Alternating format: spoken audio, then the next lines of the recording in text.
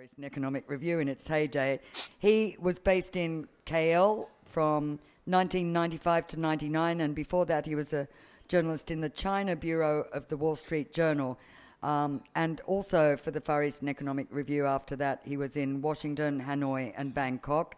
He's the author of several books, including 2 on Vietnam, and in his new book, Under Beijing's Shadow, Southeast Asia's China Challenge, he examines the rise of China and its influence in Southeast Asia. On my immediate right here is Kun Siasak Phongketkau, former Permanent Secretary of Thailand's Ministry of Foreign Affairs, Special Advisor to Thailand's Eastern Economic Corridor Project, and a visiting senior fellow at ICE's Yusof Ishak Institute in Singapore. Next to him is Kawi Chongkitavon, Senior Fellow at the Institute of Security and International Studies, Chulalongkorn University, and a columnist at the Bangkok Post. So, Murray, maybe we'll start with you, and perhaps you can tell us a bit about the book, but also what are the prospects for Southeast Asia's China challenge and superpower rivalry in the post-COVID-19 world? Great. Thanks, Gwen. It's a real honor to be hosted by you, who I guess we first met on the Thai-Cambodian border during the refugee crisis. And it's also great to be to meet Kun Siasak and be here with Kun Kawi, my old crony from back in the days also, when we used to, I got to know him when we covered the Cambodia talks, and General Sit and Foreign Minister Sit and Foreign Minister Ali Alatas in the Foreign Ministry. It talked about Cambodia. It seems like a million years ago. It is, Murray. You're dating us. Yeah.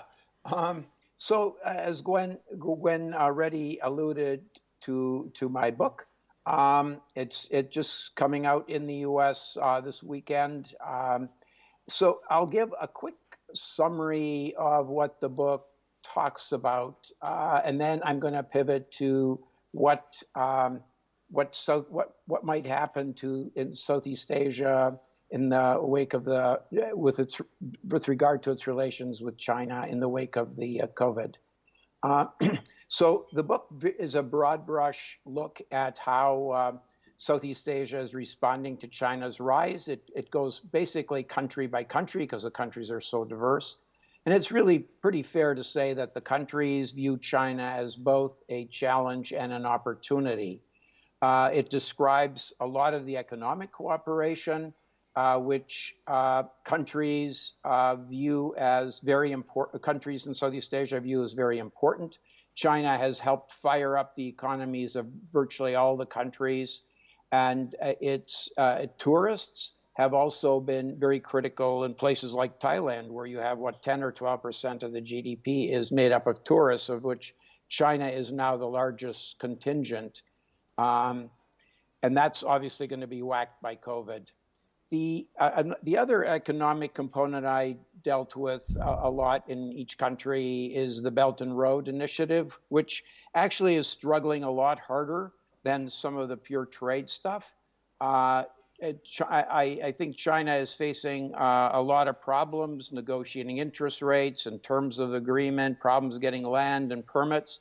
And some countries like Myanmar and Thailand and Vietnam on the mainland have really pushed back a lot. And you would have thought that the Thai generals after 2014 might have been interested in doing it. But after over 20 rounds of negotiations, the railroad is still a railroad to nowhere, basically. The other thing I deal with in the mainland is the Mekong.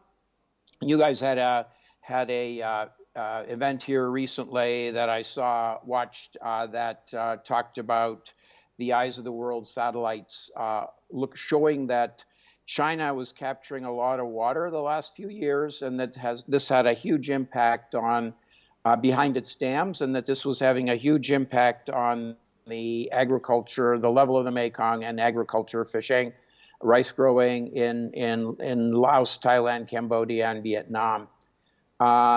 book also talks, I come from CSIS, which focuses a lot on the South China Sea, as those of you that follow the region probably know. And it describes the dynamic of China's, in the last 2 years or so, increased assertiveness about its claims, but then also pressuring countries to seek to stop seeking exploitation of oil and gas with foreign companies and pressuring them to, if you want to do it by yourself or do it with Chinese companies like CNOOC, et cetera. I talk about the growing military to military ties, the arms sales, which in many ways are still a lot lower level than the U.S. has with most countries. I talk about the role of the ethnic Chinese, including recent migrants who are moving increasingly into northern Myanmar, northern Laos, Vientiane, Bangkok, Manila, and they're really going to, especially along the border countries, countries with China, is really going to probably change the cultural and maybe even more dynamic in that area. And as we've seen with China's increasing influence, there have been tensions relating to the ethnic Chinese. We've seen this especially in Indonesia prior to the elections last year and the previous few years before that, and the pressures on and the ultimate arrest of the former acting mayor and deputy mayor in Jakarta. Malaysia also had some interesting dynamics with Chinese ambassador getting involved in the local elections in 2018. I also talk about China's soft power, scholarships, Confucianism, Confucius Institutes rather, invitations for party officials, academics, journalists, religious leaders to visit China. Talk a little bit about political influence activities, which, as I already mentioned, in Malaysia, in the Philippines, and Singapore. But it's much less, it seems like, although, sometimes you don't quite see everything. Watching what China's doing in Southeast Asia might be a little bit like watching an iceberg. You only see about 10% of it. But the book, I finished writing it before COVID and the recently increased tensions between China and the U.S. And, we're seeing very clearly as tensions between the U.S. and China are mounting that Southeast Asia doesn't want to choose sides. It wants to hedge, continue balance U.S. and China and seek to pursue its own interests. Now I'm going to switch a little bit to what happened under COVID and what that might mean. We all know that China closed its borders after COVID hit. This had a huge economic impact to cut off trade. So there were no imports, for example, for Vietnam's garment supply chain, because they need a lot of inputs from China. Myanmar and Vietnam, for example, couldn't sell their ag products. And the Chinese tourists, as I already alluded to, who play such a significant role in Southeast Asia, ground to a halt. But the COVID development, as it spread from China through Southeast Asia to Europe and the West, it brought awareness how much the world depended on China for everything, but also particularly for medicines and medical equipment. So many countries are now considering moving, or at least moving some of their manufacturing out of China. And countries like Vietnam, Thailand, and Malaysia could be big beneficiaries of the reshoring of the parts of the supply chain to other parts of Southeast Asia, and other countries like Mexico. As China needs money to jumpstart its own recovery at home, it's likely that Belt and Road projects are going to be reduced or slowed. Although actually Belt and Road investment had slowed down in Southeast Asia since at least 2015. And the other part of it is that China's economy is not likely to recover quickly. And so Southeast Asia will have, and neither will Europe or the US. So with this global recession, Southeast Asia is going to have trouble marketing its stuff. So this will also hold back economic recovery. So initially, China handled its COVID outbreak very poorly, which allowed it to spread. But once it got under control, it became much more aggressive overseas, which surprised a lot of people. And we saw the wolf warrior diplomats coming out, picking fights. They picked fights with Australia and India. And some believe, and obviously, and the fight with the U.S. continued. And some believe that when China, Xi Jinping couldn't look to the economy to give the CCP legitimacy, it turned increasingly to nationalism and aggressive foreign policy. And this we could see, going forward also.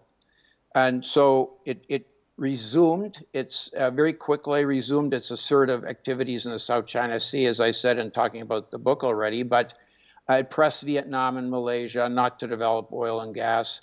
And I don't think that it was actually more active in 2020 off Sabah and Sarawak and off the coast of Vietnam than it had been last year. But what stunned people is that it was doing this in the middle of its own battle with COVID, its own battle with economic slowdown, and the countries it was harassing were also facing this. So it was a little insensitive. If you want to be aggressive, at least wait till the guys are on an upswing, I would think. And I don't know what more China can do on the Mekong. It's been very reluctant to share with the Mekong countries. It's what it's doing to hold back water. And the Mekong River Commission has been very, timid in trying to push China, which shows the sensitivities that lower Mekong countries feel about pressuring China. But China very much insists on first rights use to the water and really isn't terribly worried that 60 million people down along the Mekong and in Laos, Thailand, Cambodia, and Vietnam, they're living off the Mekong and are going to be absolutely, they're going to be, their economic sources of income are going to be absolutely ravaged. I guess I just want to say a little bit in conclusion about the U.S.-China Cold War. It's not directly related to the topic, but it's but it is very directly related. China and U.S. tensions have significantly ratcheted up in recent months. They began very early in the Trump administration in 2017 when Trump started to call them out and then moved to impose tariffs and badmouth China. But in Southeast Asia, I feel talking to friends in the region that there's considerable anxiety about the impact of extended hostilities and bifurcation of the global supply chain for one, which I mentioned already, and then technology, especially as Trump threatens to move beyond excluding Huawei and TikTok and WeChat. And now he's even talking about banning Alibaba and putting pressure on a lot of U.S. allies to follow suit. And for Southeast Asia, both the U.S. and China are critical economic partners, and countries have long said that they really don't want to choose sides, but fear that this issue may be hitting, coming to a climax, and they fear that everyone in the end is going to lose. We have an election here in 2 months. I think it's 2 months. Anyway, in November 3rd, there's a lot of questions how Biden might be different, especially relating to China and Southeast Asia. He might not be as pro-tariff, but I think that there is a bipartisan feeling that China has taken advantage of the U.S. too long. So the Democrats and Republicans roughly agree on that. And I think Biden will talk more softly. He'll look for other ways to cooperate with China, let's say on climate change. It may not be quite a zero-sum game like it is with President Trump, but I think tensions with China are likely to continue, and it's going to push Southeast Asia to be even more innovative and in maintaining its own independence and sovereignty in the midst of this new Cold War. With that, I stop. Glenn, back to you. Thanks very much, Murray, for an absolutely excellent rundown of your book, which we'll get to this later in discussions, but having read through it, and folks, unfortunately we can't have it physically here. Is it actually physically out, or is it? Oh, there it is. Yes, wow. here it is. Yeah, just in case we thought that you were making it all up and it doesn't exist. Yes, but it is available on Amazon. But unfortunately, I don't think. It seems like there's a lot of trouble getting Amazon books into Thailand, but you can get e-versions, right? Murray, is it available right, it is as an available e-book? by e-version. Yeah. I don't know. My publisher says they're going to try to get it into places like Bangkok, Singapore, etc. I don't know, but if it's going to have trouble or not. Well, obviously, Southeast Asia is a prime market for that book, because I can say, even though it was finalised just before COVID hit, I have found it an amazing resource. I mean, the level of detail in the book about each chapter each country is dealt with. Who knew about Brunei and what kind of investment projects are there? I have to admire you for persevering, but we'll come back to that. And we actually have a map of the region, and it's a map of China presence in the region. So, Murray, we'll keep you on you're still on the screen, but in a little square, and maybe I'll turn over to Kun Sihasak, who actually brings together many roles and many hats. I think you were one of the top diplomats in Thailand, ambassador to all kinds of places, permanent secretary of the foreign ministry, but now as a senior advisor to one of Thailand's key infrastructure projects, the very ambitious EEC, Eastern Economic Corridor, and also as a senior think tanker. I think you probably have a perspective on multiple levels. So I'll turn over to you. Thank you. Well, it's a pleasure to be here at the FCCT. I'm very familiar with the setting here because almost 20 years ago, I was the spokesperson of the Foreign Ministry. So I had a very close relationship with the members of the FCCT at that time. And it's also a pleasure to be on the panel with my good friend Gowi. We go back a long time. And I remember when I was working for Prime Minister Chachai, he had just joined the nation. And he would always coerce me to get a summary of the Prime Minister's talking points and a preview of his speeches. So very delighted to be on this panel with Gowi. And also I want to congratulate Kun Murray on the very excellent book and very lengthy book, of course, 600 pages. And I have to admit that I haven't read all of the 600 pages, but I've really tried to read the essence and capture the gist of the book. And it's a very insightful book. It's very well researched. Now, I have to say that I am not a China expert. So what I have to say is based on my observation of having worked in the foreign ministry for 40 long years, and having spent a lot of those years working on Asean affairs and dealing with China, and also witnessing the rise of China. And I think the title of this book is very appropriate because it reflects the dilemma that each country in ASEAN, in Southeast Asia, face in dealing with China, both the opportunities and the challenges. Of course, each of us live under the shadow of China, but how the size of that shadow varies according to country.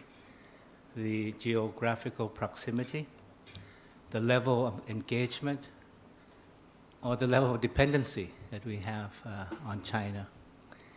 So, but I wanted to maybe talk about some of my personal episodes that have brought home to me the challenges that we face in dealing with China. The first episode is that I had some discussion with my colleague the Vice Minister of Vietnam for Foreign Affairs. And he told me that anybody who aspires to be the leader of Vietnam must be able to do two things. First, to live with China. Second, to stand up to China. I think that's very true for not just Vietnam, for every country. Second, now I was the permanent secretary, and at that time I was also the co-chair of the Asean China SOM on the South China Sea. So before the first meeting that we had with China, basically to begin discussion on the Code of Conduct, the Vice Minister of Foreign Affairs of China had a preliminary meeting with me before the plenary meeting. And what she asked me caught me a little bit by surprise. She asked me, Sihasak, can you tell me why does ASEAN like to gang up on China? So I asked her, then maybe we have to rephrase the question a little bit. Why does China like to bully ASEAN? So it reflects the dilemma right now. And another episode, also when I was permanent secretary, I had to have, the Chinese ambassador called me to have a meeting with me that day because he wanted to discuss the issue of the Uyghur who had taken refuge in Thailand. And from the very beginning, he told me, Mr. Permsek, we have to have all of them back, each and every one. And I was polite, I said, Ambassador, let's talk about it, but please talk to me and not talk down to me. So that was, the kind of reflected the new China, the China that has risen. And then, of course, I was in Cambodia in the year 2013 when it was my friend Bilahari Kosikan called it the nadir of ASEAN because we could not issue the joint communique of the foreign ministers because we could not agree on the portion concerning the South China Sea. And we know why. Because Cambodia was very reluctant and that was, obviously pressures were being applied on Cambodia as the chair of ASEAN. So I think the point here is that we all have to adjust to a China that's not just rising, a China that has risen already.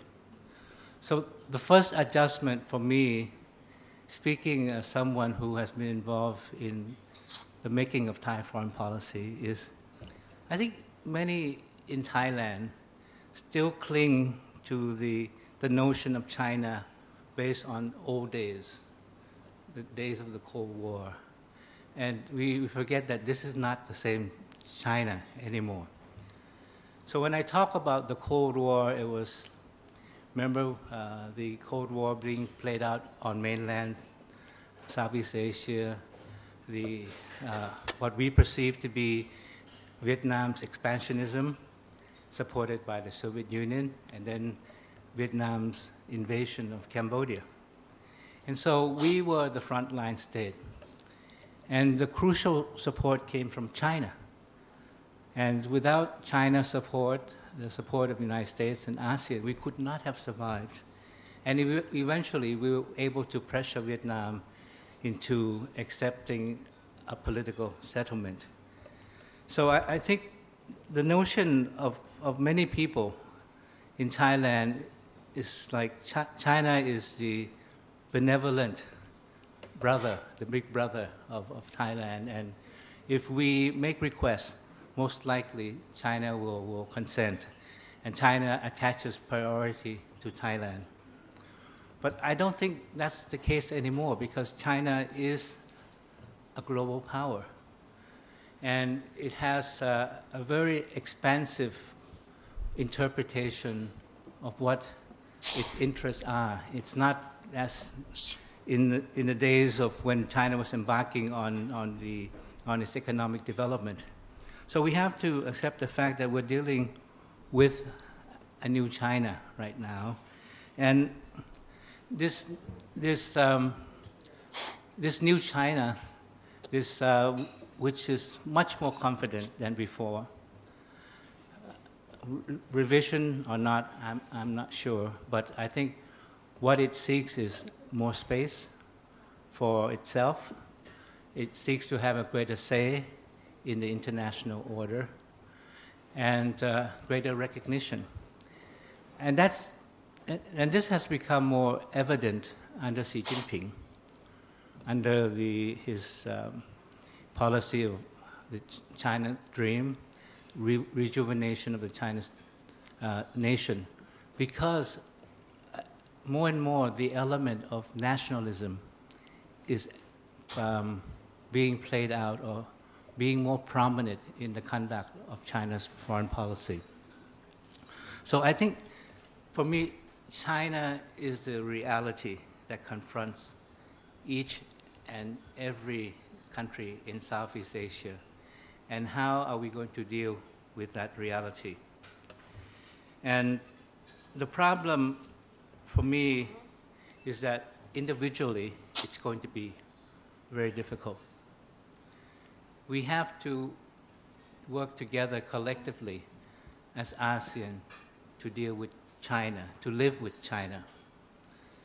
And that's the problem, because when you have this new international context, the shift in the global balance of power, during the Cold War, remember, ASEAN was only ASEAN 6. The other countries were on the other side.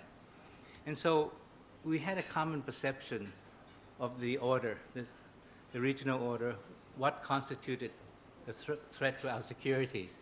And the threat was very overarching at the time. But if you look at the situation nowadays, the perception of regional security has changed. And it's not the same for each of the ASEAN countries. Our relationship with China is different.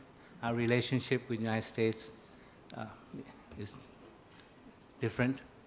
And so that's the challenge that we face now in trying to arrive at a collective approach in dealing with China.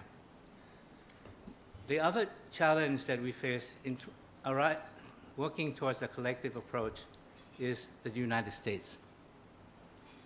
Because all of us want to have the United States engage in the region robustly, actively.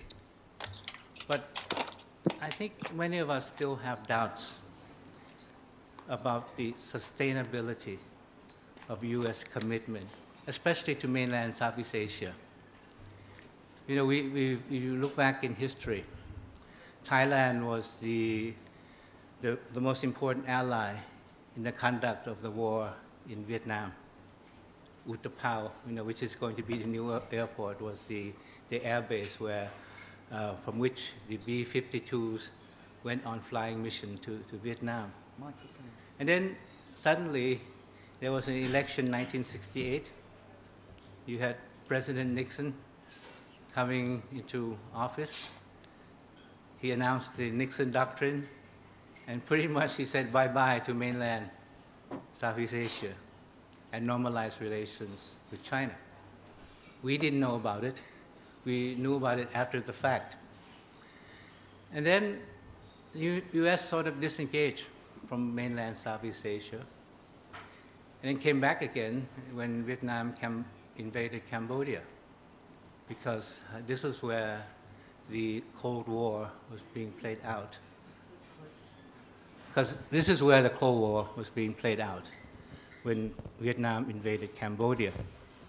But after the political settlement, Southeast Asia, especially mainland, faded from the radar screen. Then we came back again when President Bush waged the war against terrorism. But we were seen in the context of the global war against terrorism. And then President Obama, after a while, because his main priority at the beginning was the Middle East. Then he suddenly realized that China has risen. So he announced a policy of pivot to Asia, the strategic rebalancing. But the problem we had with that was that it was a lot of promises, but no deeds and concrete actions to that policy. Now, President Trump has this policy of Indo-Pacific, free and Indo-Pacific. But at the beginning, ASEAN's centrality was nowhere to be seen. It was more or less about the Quad. And then we were also concerned about the excessive emphasis on containing China, because we did not want to be part of that game. We wanted, yes, we understand that we have to somehow manage the competition between US and China, the growing competition, but we also wanted the United States to see ASEAN on our own terms. The strategic, economic importance of ASEAN itself. And that hasn't figured prominently in the Indo-Pacific strategy, free and open Indo-Pacific of the United States. Even though lately, I think the United States understand our concerns. And what we've seen is that they've been trying to emphasize the economic component of the free and open Indo-Pacific strategy, such as making more funding available for infrastructure in the region, upgrading the dialogue with the Mekong country from it's called the Lower Mekong Initiative. I think it's going to be upgraded to the US Mekong Strategic Partnership. So I think these are welcome developments. Now, with the post-COVID-19, I think the competition between US and China will become fiercer. And the concern is that from competition, it goes towards confrontation, and it's become a very adversarial kind of relationship, kind of zero-sum game. And people say that we are being forced to take side. I think that probably we will have to take side, but on the basis of issues, on the basis of what is in our interest, but not siding all the time with China or the United States. And when possible, maybe try to develop our own options, our own alternative, in between the two sides. But that, again, that very much depends on ASEAN's centrality, ASEAN being able to develop our collective approach to dealing with China and to dealing with the United States, which is very difficult these days, as I said, because of the shift in the strategic balance of power and the different perceptions that we have of the role of China and the United States in the region.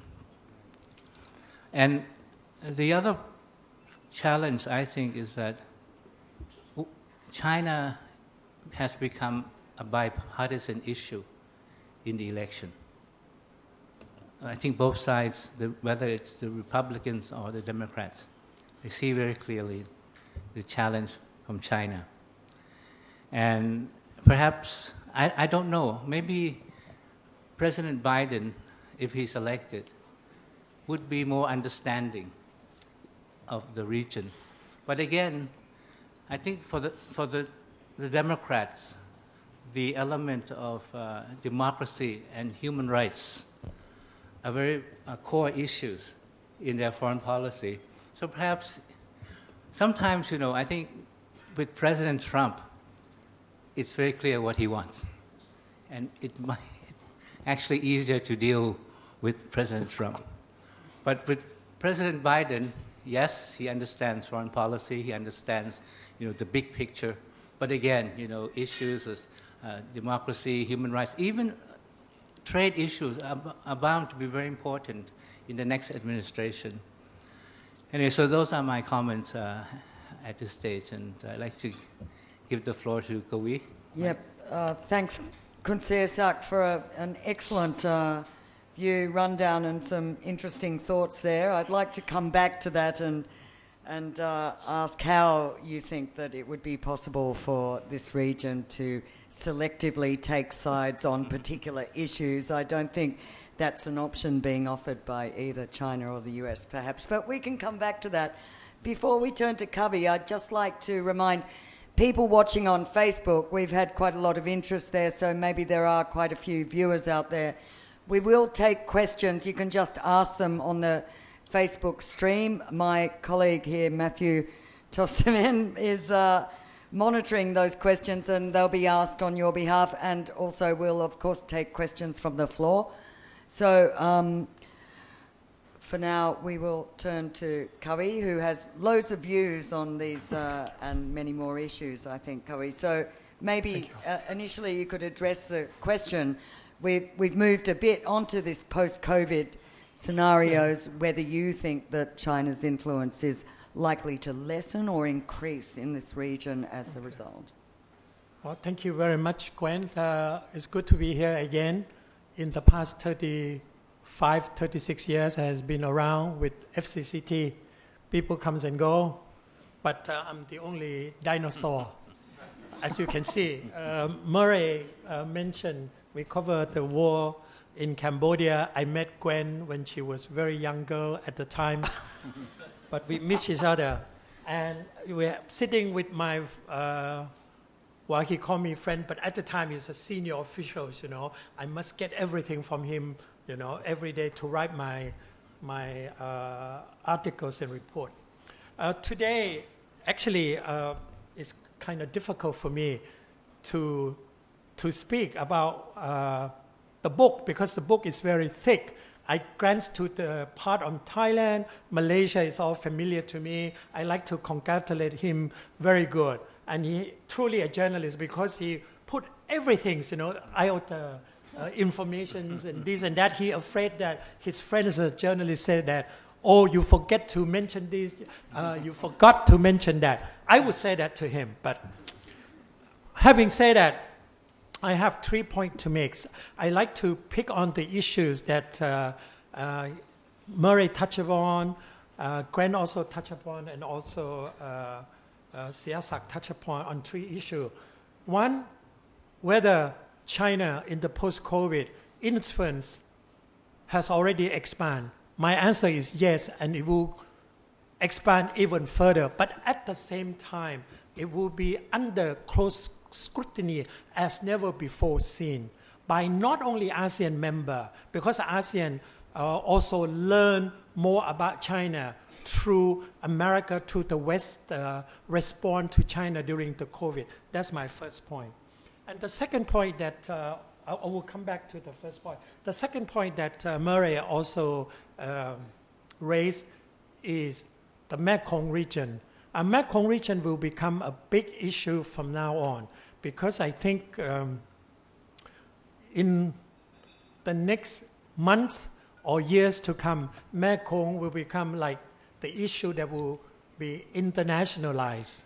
Of course, it has been internationalized before in the past 50 years. You have MRC, but has never before each country that now engage in Mekong will approach Mekong in the most significant ways in economic terms and in strategic terms. I will come back to that. And another point is, which has been raised in the book by Murray, which very few people touch on, is the issue of soft power. In fact, China's soft power has been in the region for a long, long time, but it has been very, what do you call, docile, underground. You don't see, for example, popular Korean cultures like the rise of K-pop. Chinese also has its own hip-hop, Chinese food franchise. You have not seen any Chinese franchise food in Thailand or even in major cities in Southeast Asia, I think, except in Singapore, or now there's only one in Jakarta. But soft power of China is here to stay. I expect that soft power in China in the post-COVID-19 will grow even faster because saving life, providing mass, and also this kind of goodwill has already won a lot of hearts and minds in Southeast Asia. Now, I'd like to go back to my first point. Why I said that China influence will expand. China influence, China rises already has expanded. China will continue to do so, even though China does not have the same kind of resource because COVID-19 has diminished some of the economic powers that China used to provide to Southeast Asia. But the reality is still remain unchanged.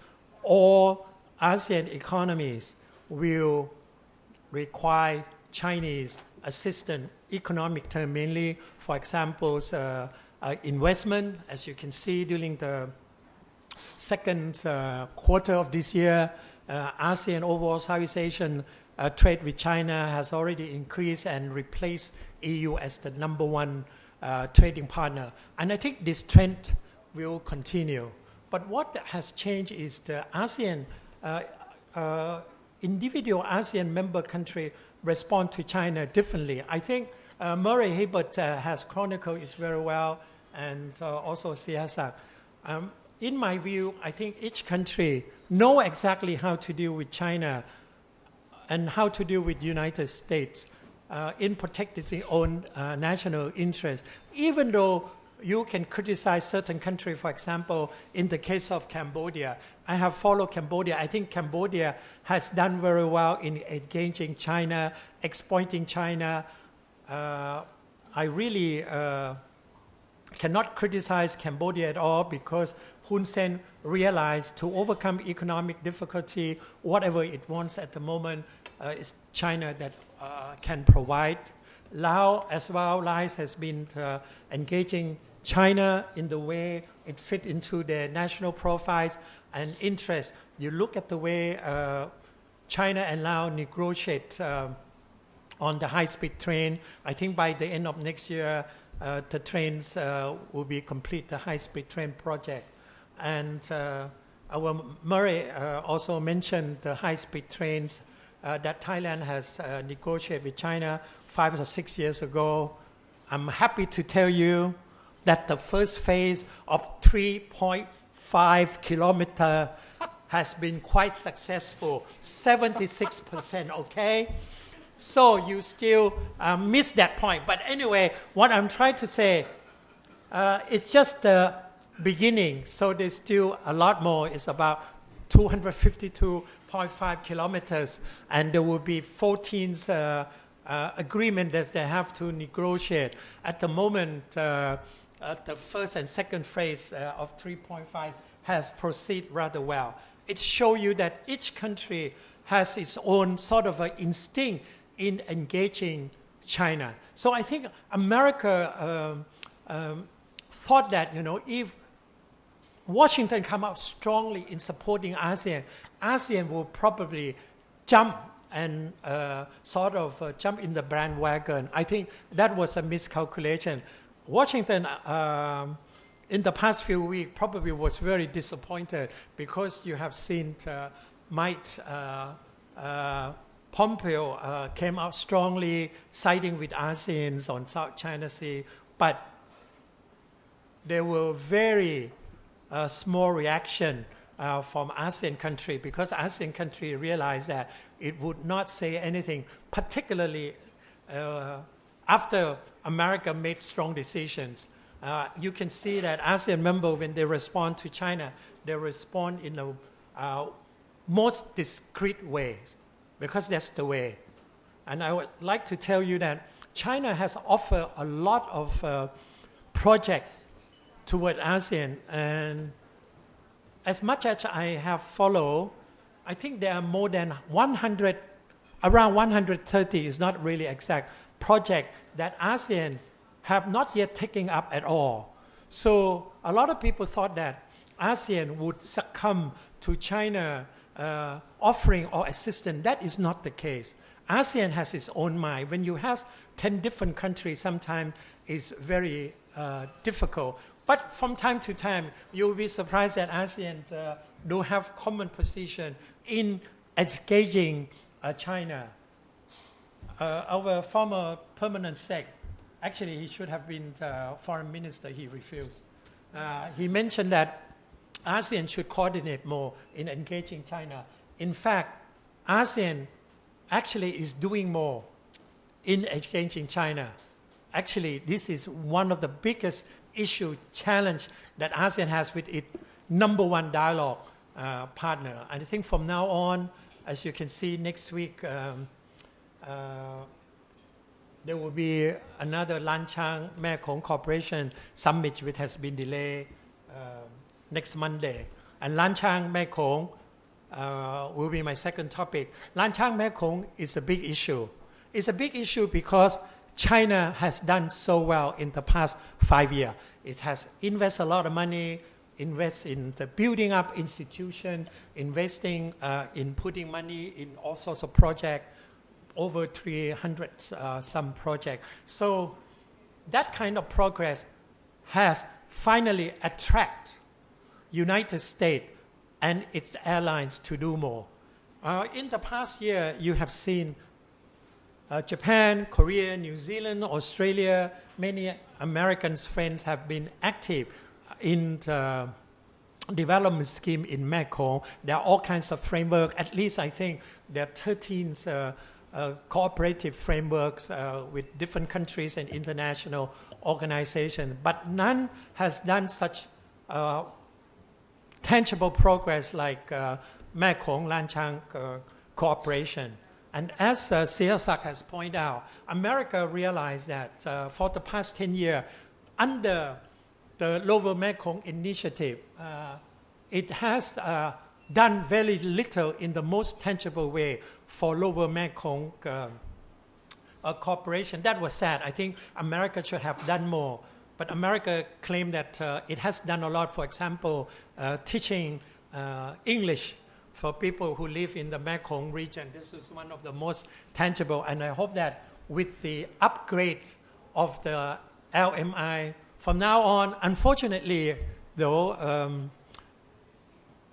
President Trump would like to make a big announcement over Mekong in the scheduled summit in March in Las Vegas, but unfortunately, due to COVID-19, it was postponed. So I think the momentum of Mekong, with much more engagement from multiple players, has been lost. But I think slowly with the year-end meetings, with ASEAN Foreign Minister meeting and upcoming summit in November, I think the issue of Mekong will be much wide open. And what you will see is that more players in Mekong, both in terms of economic and strategic matters. So this will be the most competitive areas. My third point is soft power. Soft power, Chinese soft power is still at a very early stage, even though China has a very long historical linkage with Southeast Asia.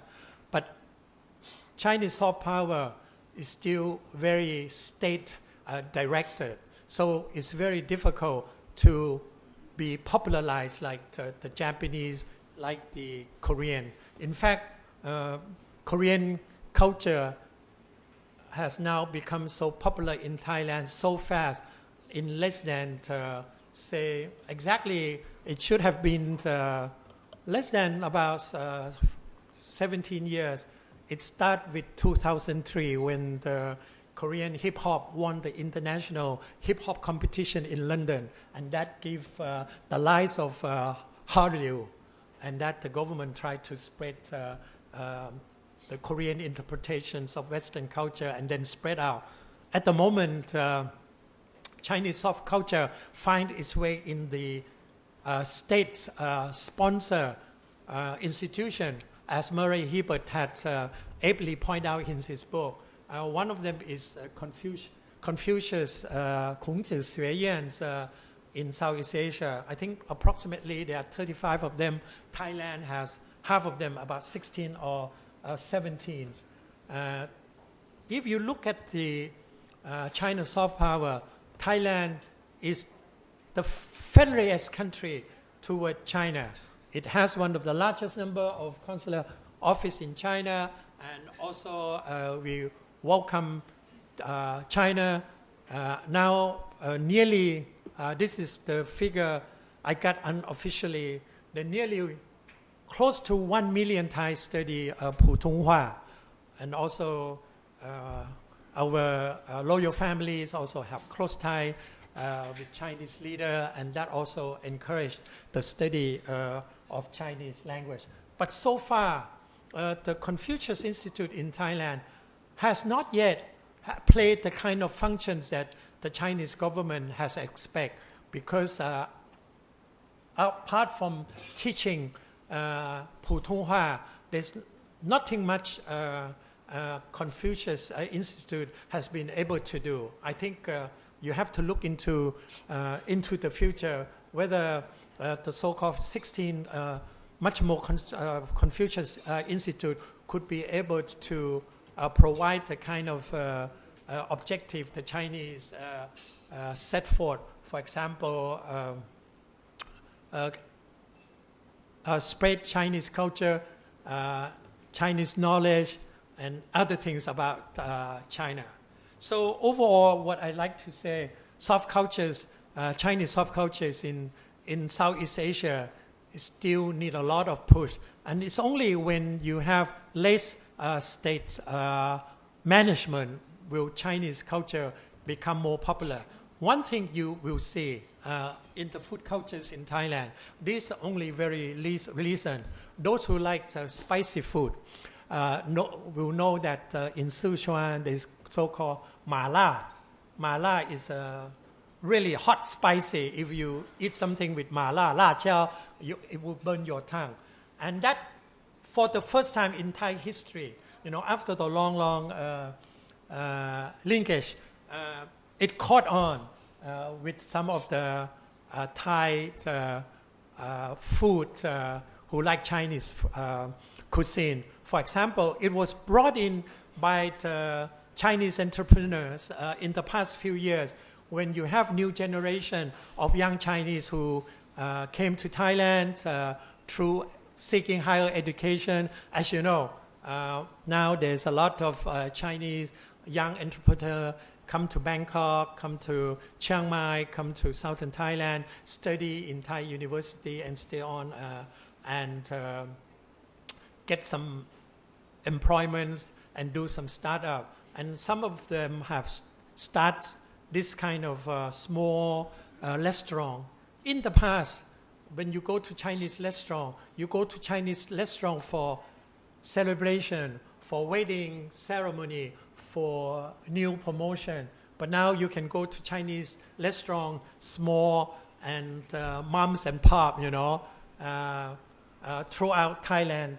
In Bangkok, you can go to Chinese dumpling and some noodle shops, that kind of thing is the beginning of the, I think, proliferations of Chinese soft power. And the food comes first, just like the Korean, the Japanese also start out that way. So I think in the futures, along with Chinese influence, you will see this kind of phenomenon. But one thing I like to highlight before I end my presentation is this. There's still a trust deficit between ASEAN member and China. And this is what have prevented whatever that China would like to see happen in ASEAN relation. China also very disappointed with Thailand in bilateral relations. There are a lot of time Thailand has not cooperated very well in bilateral cooperation. Sometimes there's a lot of obstacles. As I had mentioned, ASEAN has not at all taken up all the offer from the Chinese. China would like to have exclusively ASEAN China summit on COVID. but some ASEAN member disagree.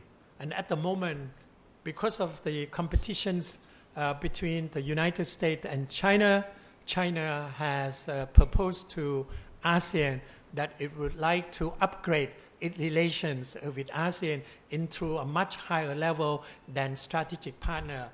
China has proposed the so-called comprehensive strategic partner. This is a new proposal. It could bring a new, challenging issue to ASEAN, because ASEAN have to discuss, and at the moment, what I can say is that there is no consensus. As you can see, if China become more open, as transparent and whatever that the West expect, but ASEAN has its own benchmark. ASEAN benchmark could be found in all the, I would emphasis in the joint communique of ASEAN regarding South China Sea and Korean Peninsula, and also contain in the documents on the so-called ASEAN-China plan of action plan on strategic partnership. And these are important documents because it outlines what ASEAN would like to do. But to implement following the agreement will depend on the level of trust. And I think this is one of the big issues in the most COVID-19, where every dimension of ASEAN-China relation will converge. Not only, say, in the past economic, now it will be much more strategic, and also the game to win heart and mind. The soft culture will much more come into play. Thank you. Wow. Thanks, Kari, for that excellent insight, including the foray into soft power and recommendations on spicy Sichuan food. I'm sure we'll take all that on board. Now, I think that between you both, you've given an excellent but slightly mixed picture, but am I correct in assuming, I think you're both broadly saying that China is set to further increase, it won't diminish, it will increase, but in a very mixed way. You've pointed out the deficit in soft power that China's trying to make up. You've pointed out, Kunsiasak, the drawbacks and the strengths on China and ASEAN's ambivalent approach. So I'd just like to, before we take questions from the floor and also over Facebook, if Matthew you can see any coming over Facebook, right, we'll get back to that. But maybe turn it to you, Murray, after you've heard what both our excellent speakers have said, and you might have, well, many thoughts on that, but what is actually your prognosis, looking at your book and your conclusion? You also give a kind of mixed view, and you're urging ASEAN to take more collective action and show a more unified front in rising to the China challenge. But what's your view on whether it is set to increase its influence or not, and perhaps some of the key points raised by Kawi and Kunsiasak?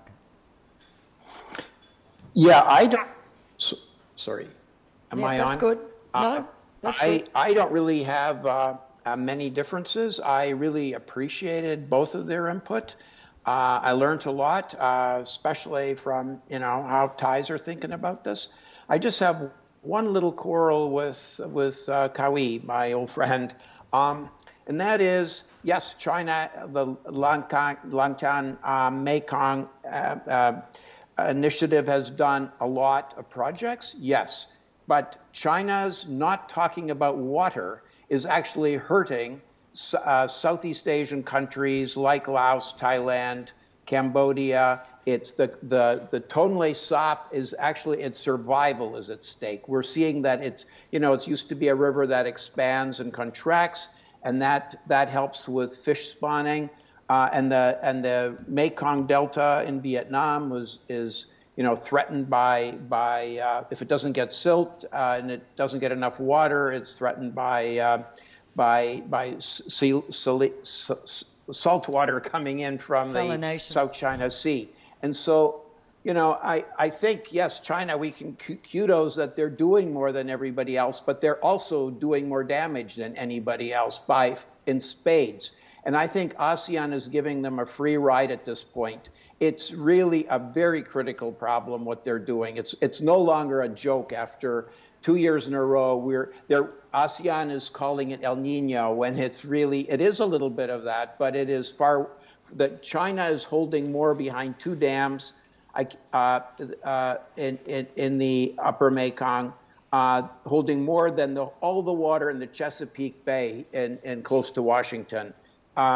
So that's my only quarrel. I know it's going to be tough, and ASEAN can't throw daggers at China. That won't work. But I think China, Southeast Asia, needs to really find a way to address this issue. Like you said, it's going to become, the Mekong is going to become, you didn't say the new South China Sea, but it could easily become as confrontational as it gets internationalized as the South China Sea. So I'm willing to give China some credit, but I think we also have to call out the challenges that are very severe. Thanks. Yeah. And Murray, why in your research did you not see, or why do you not think that there isn't the pushback? You even mentioned that MRC, the Mekong River Commission, has been quite timid, as you said. So why, if this is such a grave crisis, why haven't these countries pushed back? Scared about offending China, perhaps, or? Well, I mean, I think Kawi, or was it CSIS, raised this, that we don't confront China by yelling and carrying on a la Donald Trump, but we try to speak softly. We often don't do it in the media. But I can't tell exactly what's happening, but because all we can rely on is the MRC's statements, which have been incredibly soft. They don't even raise China. The last statement that came out about 3 weeks ago was El Nino, lack of rain, those kind of problems, when everybody knows that the problems, where the problems are right now. I just don't think that ASEAN, and I wouldn't say they should shout, get on the mountaintop and shout, but I think it's time, if you want to be a leader, you need to tell us what you're doing with water. It's everybody's water. If it starts in the Tibet, that doesn't mean it's your water. Right. Thanks. Kawhi, you wanted to respond? I agree with him. I think ASEAN has made this point very clear to China. So in the future, one of the issues that we determine how well and cooperation among ASEAN countries and China will be on the water management issue. I agree with you. And I think ASEAN has impressed on China several times on this water. So you will see release of data Talking to the microphone. much more now. And I think in the future, in future meetings, I think it will be even more. I agree with you. And I think when ASEAN inform China, of course, ASEAN is not like Trump. ASEAN will move very slowly, and sometimes they whisper in the ear, sometimes with one country, and then 2 or 3 follow. So you can't expect ASEAN country to behave like America. And I think Mekong in the future will be the area for contestation for sure, but it's also open up an opportunity for all to collaborate. And I think this is a great thing. You have already, as I said, 13 frameworks. You have as old as MRC, you have country, even Israel, in the Middle East, also interest. So I think Mekong, if managed well, and ASEAN has to pay more attention. That's explain why there's some discussion of bringing Mekong agenda into ASEAN's sort of discussion. So at the moment, I think it has already in, but has not yet become as prominent as South China Sea. I think in the future it will, as a multiplayer come into play. And I think in the future, ASEAN will have more demand toward China on Mekong and also the BRI. Okay, thanks, Cohen. Definitely. Thanks. Kun Siasak, and then we'll turn over to questions. I think it's a very complicated issue, and I've been trying to come to... Can you bring your... It's a complicated issue, the Mekong. I think 3 issues are involved when it comes to the Mekong. First, managing the rise of China. Second, managing the geopolitical competition in the Mekong sub-region. Third, the question of ASEAN centrality. And so when you talk about the Mekong, what do you mean? You have the Mekong River, and then you have the Mekong sub-region. The Mekong sub-region, as Kavi said, you have many frameworks, about 13 frameworks in all, promoting development cooperation. Good. But these frameworks, because of the shift in power balance, have become a vehicle for each country to pursue their strategic interests, particularly the Lanchang Mekong cooperation. And what I see right now is that the Lanchang Mekong cooperation, which is also part of the BRI, is going to subsume the other framework of cooperation unless the other countries get their act together, particularly the United States. And so the geopolitical competition is going to be fiercer in the Mekong, now that the United States seems to be gearing up, to compete more in the Mekong. Right. And not just the United States alone, working with like-minded countries like Japan, ROK, Australia, for instance. But the question here is really about ASEAN centrality, because the Mekong has more or less become the issue for mainland countries alone. But the implications are much, it has implications beyond, for peace and stability, for ASEAN centrality. So ASEAN has to pay more attention to Mekong the same way that they are paying attention to the South China Sea. Right. Now, I think the other danger right now is that we are going to compare Mekong to the South China Sea. I don't think we have come that far yet, because in the South China Sea, it's all about territorial disputes. But in the Mekong sub-region, we're talking about development cooperation. There are grounds to promote sustainable development. So there are grounds for cooperation. Yes, there are sources of tension, the dams, its effect on the ecology of the river, the Lanchang, which is going to rewrite the rules on the use of water resources in the Mekong. Yes, but I think ASEAN has to now see how it can handle. We always talk about ASEAN centrality. My problem is that what is ASEAN centrality when you apply it to a particular situation? And this is the problem with ASEAN. We have not been able to translate ASEAN centrality into collective approaches that balances between national and regional interests. Because every country says, yes, ASEAN is so important. But in the end, I go with my national interests.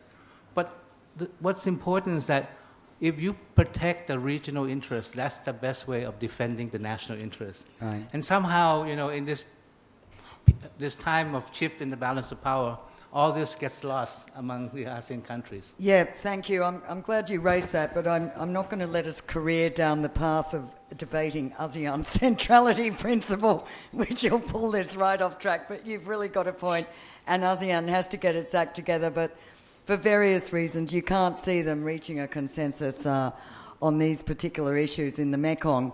So maybe in a way, your final recommendations, Murray, about improving cooperation might be slightly less realistic than we would hope. But let's turn to some questions. I think my colleague Matthew has been monitoring the Facebook feed, and there's some questions, including, I think, from one of our members overseas. Yes, no, thanks very much, Gwen. Thanks to the panelists. Can we have the microphone on? Can you stand closer? Thank you very much, Gwen. Thanks to the panelists as well for a fascinating discussion. Reminder to everyone who's watching on Facebook that you can submit questions there too. The first come from James Wise, former Australian ambassador and author. Good questions. The first for the panelists. In its dealings with Thailand, what priority has China put on the construction of a canal through the Isthmus of Kra? And can you envisage a Thai government agreeing to a canal? And the second question comes back to the Mekong. How much control does Beijing have over the provincial governments who build the dams and control the flow of the water to the upper Mekong? Right. I think they're both excellent questions. Kra Canal. Murray, I wasn't sure if you covered that bit in your book because it's not really about China, is it? Well, there is a China bid. I speculate a little bit on it, but my Kun Siasak and Kun Kawi are much closer on that. I think they should take it. Yeah, and okay, maybe can I just say for the context of audience viewers as well abroad who may not have followed that the Kra Canal is this distant dream that has been hanging around for what, how many, 30 years? Oh no, it's about 300 years. 300 years, okay. But more recently, yes, I think 30 years, to cut a canal through the long peninsula bit of Thailand and therefore knock out all of Singapore's business in shipping and actually fundamentally change the strategic balance of the whole region. So any views on that? Let me answer this and how it relates to China, because our topic is China. Questions. Of course, China has always interest in projects that will quicken the connectivities between the energy resource and the mainland.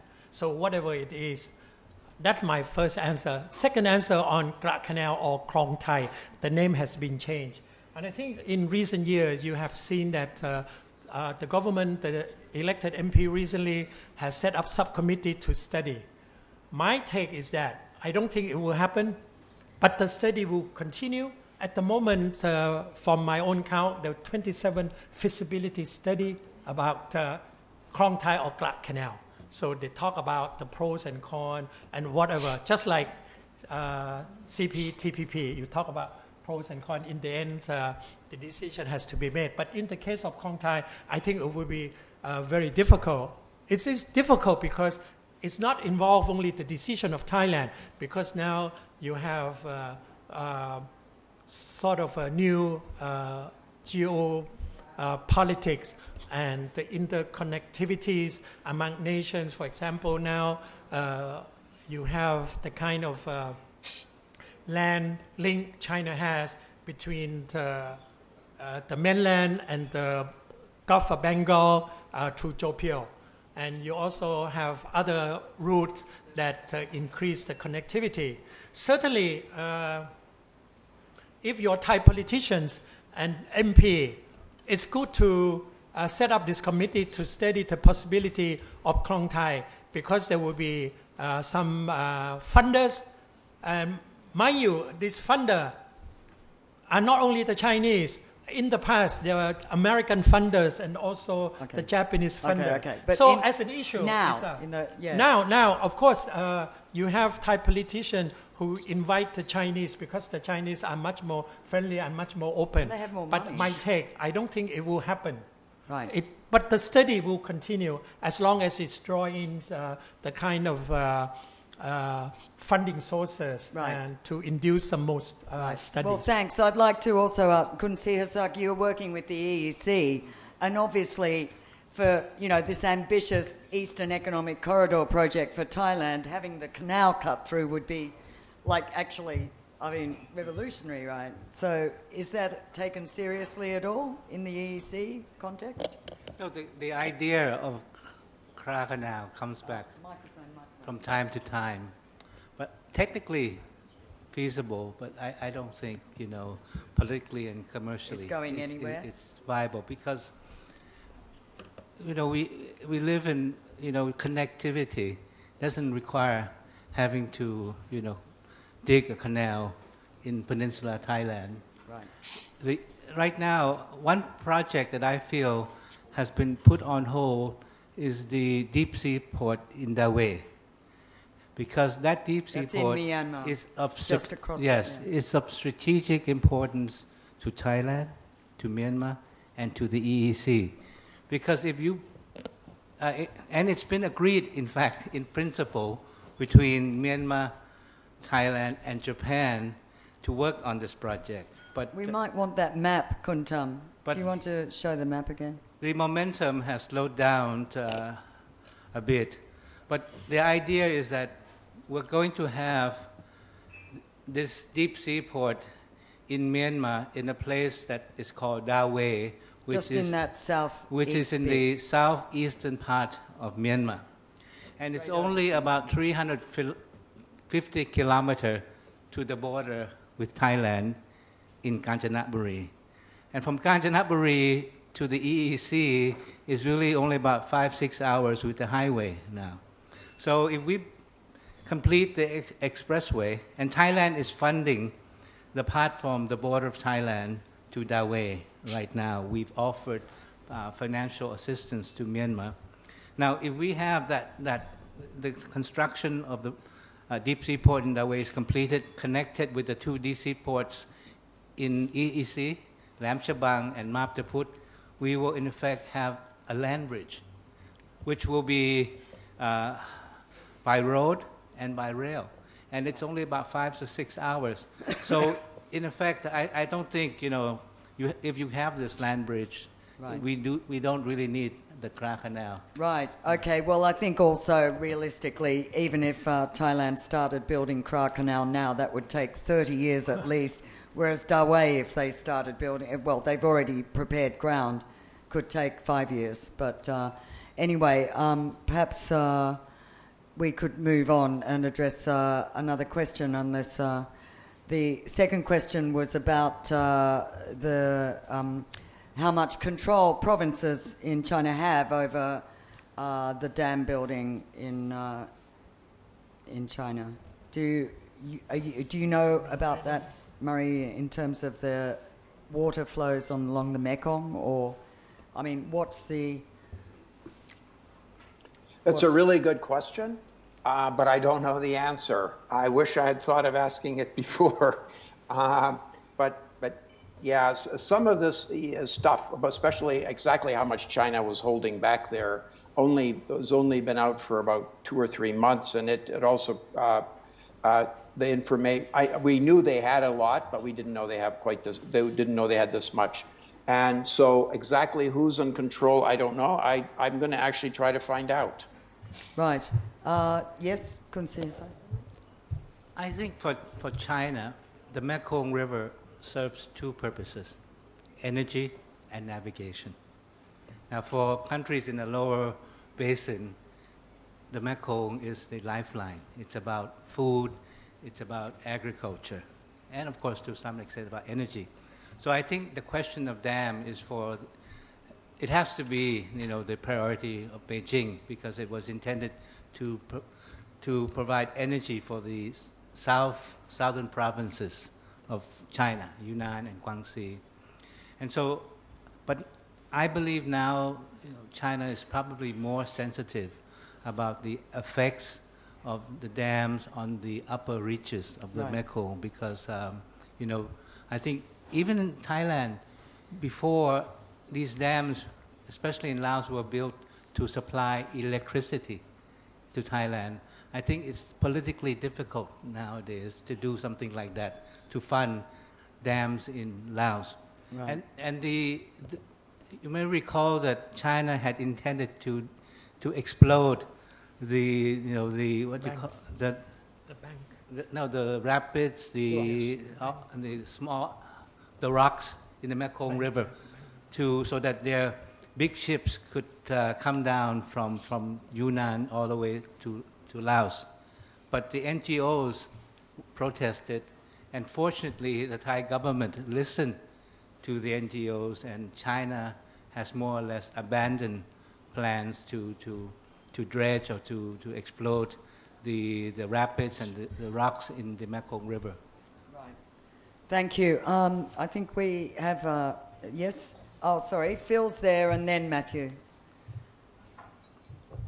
Thank you very much. I'm Phil Robertson with Human Rights Watch.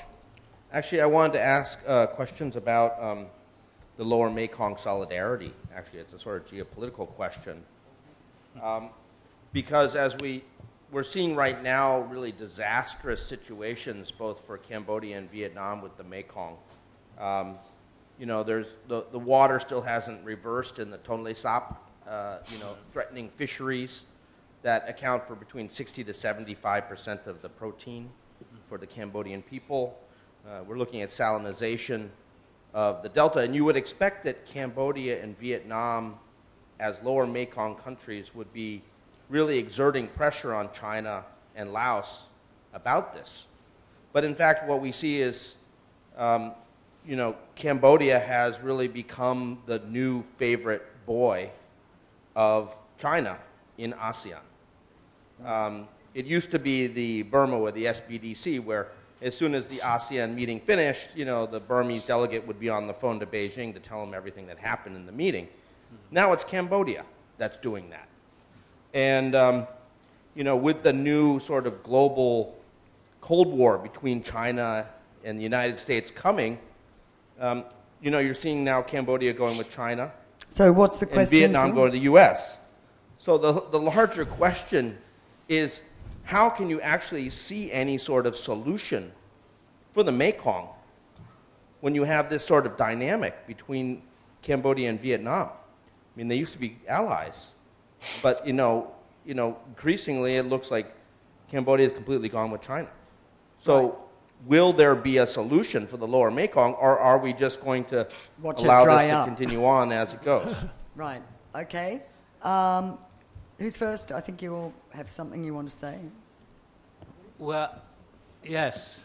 I think both countries have been adversely affected by what's happening with the dams and its effect on the flows of the water in the Mekong River. Even though they are agreeing to those Vietnam dams. is about the delta, the seawater encroaching inland, and Cambodia is about the Tonle Sap. But Vietnam is vocal. Vietnam wanted to put the Mekong on the agenda of the ASEAN foreign ministers meeting, but we don't have a consensus on that. Cambodia, I think, feels the pain, but it's not so vocal, and because of the very important role that China plays in the Cambodian economy. And so I think that's the situation that we have right now, and that's why I think it's important for the regional countries to try to come together to formulate a Mekong policy. We don't have a Mekong policy. We've been dealing with China bilaterally on issues concerning the Mekong. So we have to do that. And I think it's important for Thailand to show leadership, because we initiated the ACMEX. We should, have this issue addressed in the framework of ACMEX, which is the Ayeyarwady Mekong Chao Economic Cooperation. But the problem with Cambodia, I think, it also relates to the United States. There is no other option for Cambodia, because the United States is not dealing with Cambodia. And so Cambodia has no option other than to turn to China. So that's why I think, for the U.S. policy towards the region has to take into consideration the realities on the ground, the political systems. Sometimes, when I was ambassador to France, and of course the relationship was downgraded after the military coup, but I still told my French colleagues in Quai d'Orsay that you cannot deny the existence of Thailand. Thailand is the second biggest economy. And suddenly to say that after the military coup, Thailand does not exist. We will deal with Thailand after the military coup. I think that's the wrong approach. So I think the United States is dealing with Cambodia that way and saying that Cambodia is under the influence of China. But does Cambodia, does it have any other option? Right. Yeah, that's a very bleak but probably realistic view. Murray, do you have anything to add, or can we go? Sorry, we've got two more people in the queue. Would you mind? Okay. After, you're third, then we have. But did you quickly want to say something, Murray? Yeah, I'll do just 2 minutes or less. I agree with Kun Siasak there on Cambodia, and the same thing actually applies to Myanmar. The U.S., after the kicking out of the Rohingya, that was as repulsive as that was. I think we need to realize that Myanmar is a very strategically located country, and that we have to deal with it. And the same is true with Cambodia. So that's my recommendation to the new U.S. administration. But on Cambodia, one thing that is interesting, China had 2 dams lined up that they were going to build in Cambodia. And Cambodia finally decided, because of the economic and environmental impact, they would drop those 2 dams for 10 years. Hun Sen agreed to that. So it shows that they can sometimes differ from China and defend their own national interests as well. Right. Thanks. So you're saying there's hope yet. So now we'll turn to Ambassador Sarah Taylor, Canadian Ambassador. Murray's Canadian. There you go. Thanks, Gwen. I was going to ask a question about ASEAN centrality, but since you warned us off that, I'm going to ask a question about soft power instead, because I think that's another very interesting part of this discussion we haven't gone back to quite so much. And I think very interesting to hear some of the sort of the sources of Chinese soft power, potential soft power in the region. Although I think we sometimes mischaracterize soft power a little, because if you go back to the original concept of it, it's much more something you have than something you do. It's sort of like sex appeal for countries. Yeah. So there's only so much that China can do to actually create soft power. But anyway, that aside, my question for the panelists was about generational change vis-a-vis soft power. Because if you watch what's been happening in Thailand recently, the Milk Tea Alliance and so on, it actually seems that if anything, China is losing, not gaining, soft power with a younger generation. So I'd be interested in the panel's view. Is that just a dynamic that's specific to this moment and in Thailand? Or do you think that with generational change, and as time continues, is Chinese soft power and influence in Southeast Asia going to grow or going to diminish? Right, thank you very much. Well, Murray, I think you brought up the cultural aspects in your book in some parts. Do you have a view on that question? Well, I tried in each of the countries to interview young people. The problem becomes you do it in the capital cities. You don't go way out in the boondocks. So I really did feel that the young generation is not that impressed with everything that China's up to. They like American movies and music, that kind of thing. But I don't know what people think in the countryside. And of course, young people that get a scholarship to go to China are very positive about China. They find they then come home, they get a job with a Chinese company, et cetera, and do very well. But I'd be curious as to what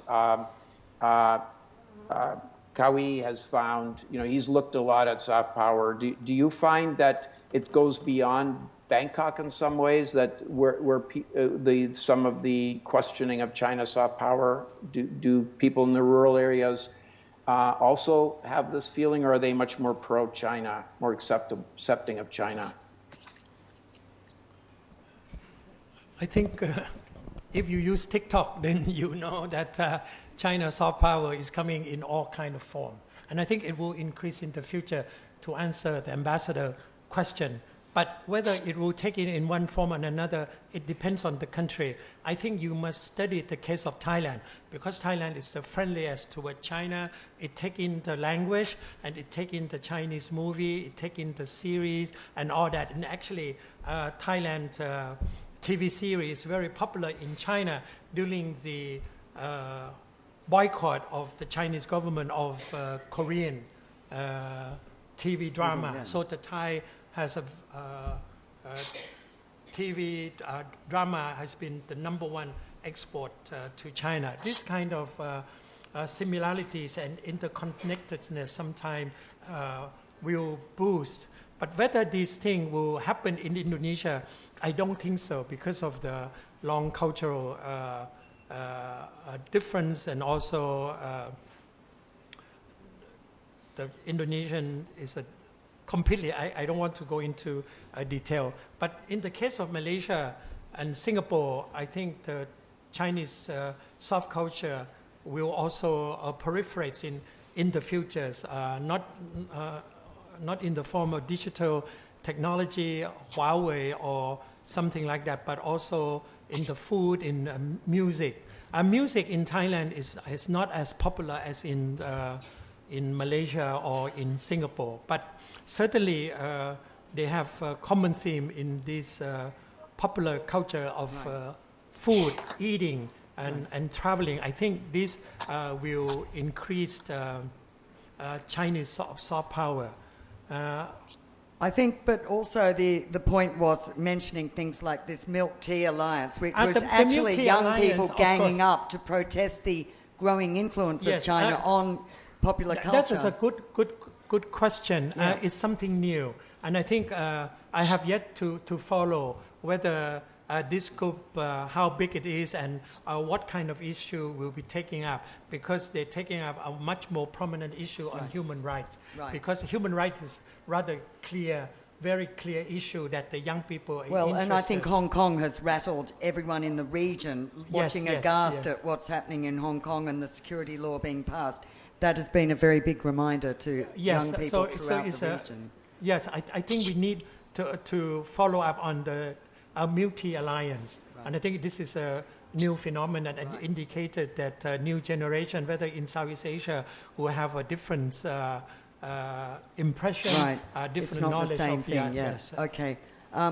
Okay, Just- Concisa, very quickly, because we're just going to wrap up with two more I'm questions. not an expert, but I think soft power of China to me is very overwhelming. It's like Soft power is overwhelming. overwhelming, like an imposition of China's soft power. So it's not like, the Korean soft power gradually seeping in. People find it attractive. Cute pop or something. People learn Chinese because it's a means of making a living, because you want to sell products, you want to become, but I don't think really that sense of attractiveness, probably much less than, Korean soft power and Japanese soft power. So my sense is that the soft power which the Chinese are employing, it's very overwhelming. It's sort of like an imposition of Chinese power that is softer. Oh, that's excellent. That's interesting. What, Murray, you're laughing. It's a good line. It is, actually. Okay, well, sir, okay, and then, Matthew, you'll have the last one. You've been, carry on, please. Samurai Club member. This question is for everyone, but mostly for Kavi. Carrie Lam, in a speech on dangers in Hong Kong, addressed the issue of democracy and compared it to a virus, a COVID virus that spreads the sickness to the population. But she says it's far more dangerous than a COVID. It's like a cancerous virus that spreads, and you have to take extreme actions to weed it out. 2 months ago, on the front page of the China Daily, English language newspaper from Beijing here, they had an article explaining their views on democracy, and they use a different metaphor. They use that of possession by a demon, a la the Exorcist movie, and talked about having to exorcise this evil spirit that comes down and possesses people with belief in democracy. So to tie into the ambassador's soft power issue and to address Kavi directly, because I'm a fan. I read all your articles, and I like how you're very frank in your views. And like on the 7th of July, you said China and Thai are a family, and this family is getting stronger every day. And then you went on and listed a series of soft powers that you say are just wonderful that are taking place here.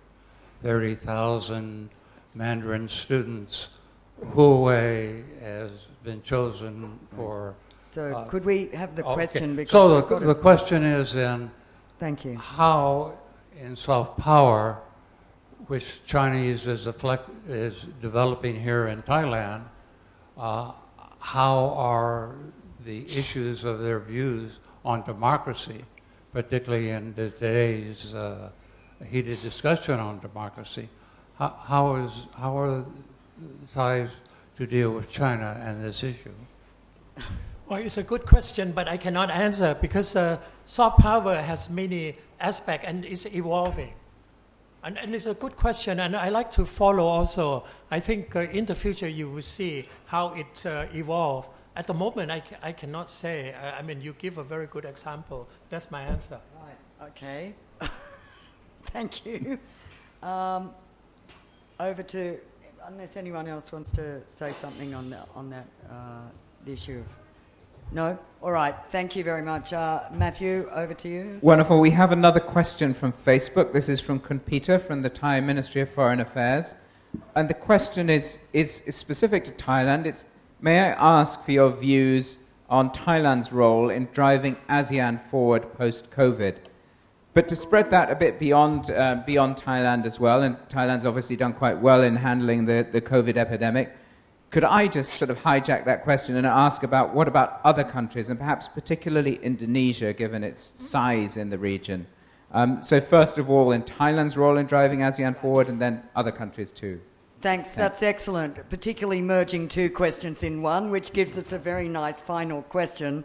And maybe I might start with, Murray, you actually had a whole chapter, and it was quite a fascinating one in your book on Indonesia as well, but you've done the whole region. So what's your view on that, about, driving forward in the post-COVID period? I guess also factoring in the China factor, since that's what this is about, but don't feel constrained. You can go beyond that.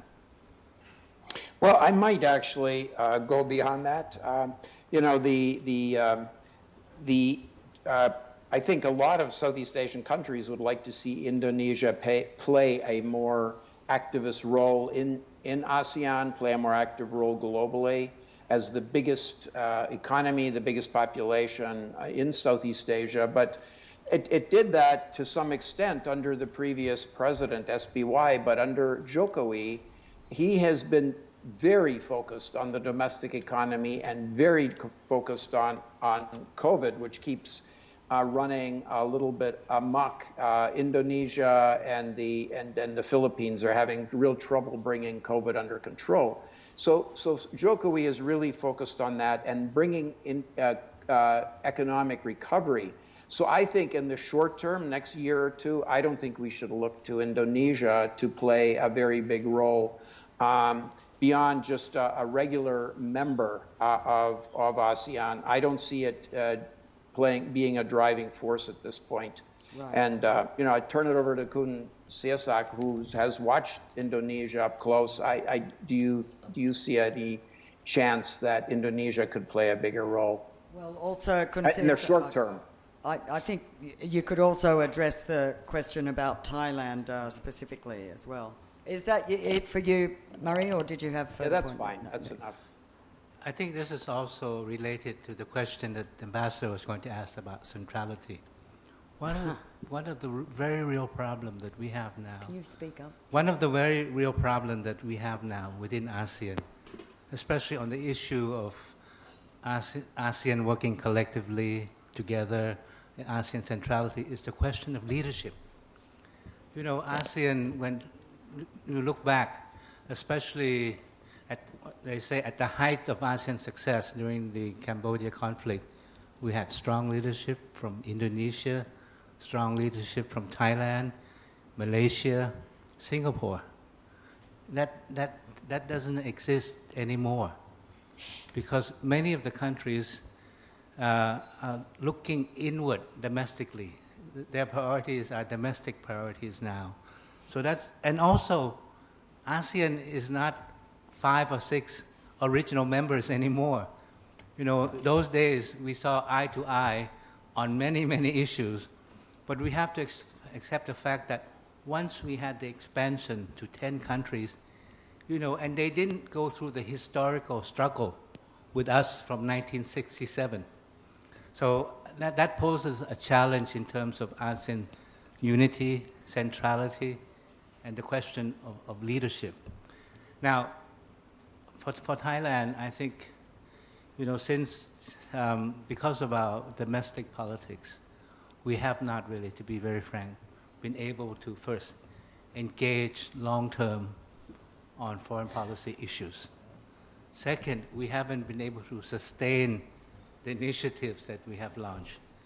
And we have not been able to pull the weight that we should be able to pull within ASEAN. But I think that actually sometimes it's also a question of maybe, tying our own hands, because I think there's a lot that Thailand can do, in spite of our, the uncertainties of Thai domestic politics, to pull our weight more and to work with countries, like-minded countries like Vietnam on mainland Southeast Asia, like Singapore, to carry the ASEAN agenda more. So those are my thoughts. Right, that's excellent. And Koi, do you want the last word? Oh, Well, he has said it all, because I think... to drive Thailand forward. No, I think there's certain things Thailand can do and Thailand cannot do during the COVID time. For example, what Thailand could do is to propose some of the COVID response funds, which has been used and now getting more donations, and Thailand has already contributed $100,000 as a seed fund, which is not sufficient. And secondly, I think I like to differ from CSIS, is that I think all ASEAN countries are working together very much to their ability. Certain countries contribute what they can. And I think you will see that when ASEAN come out with the so-called comprehensive recovery framework, that will take a few more weeks to complete. And I think you must not look down the ASEAN abilities to overcome the problems within their own national boundary. When they have to go beyond, of course, they face new issue. But if you look at the history of ASEAN since 1967, even after or before the enlargement, ASEAN always come together in the last minute, sometimes as the lowest denominators. But they will, and they will work together to reflect the regional interests that, as you said, cover the national interest. It sounds you're optimistic. Well, I always say optimistic when you talk about ASEAN. No, my point is that it's going to be more difficult. Right. It's going to be more difficult. Does that mean you're still optimistic? Oh, yes. But you are, that's good. But let's not have the lowest common denominator. Right. Let's have something higher than the lowest common denominator. Yeah, the upper sort of quartile or something. And Murray, I didn't know whether to feel optimistic or pessimistic after finishing your book, so I'd like to ask what you feel.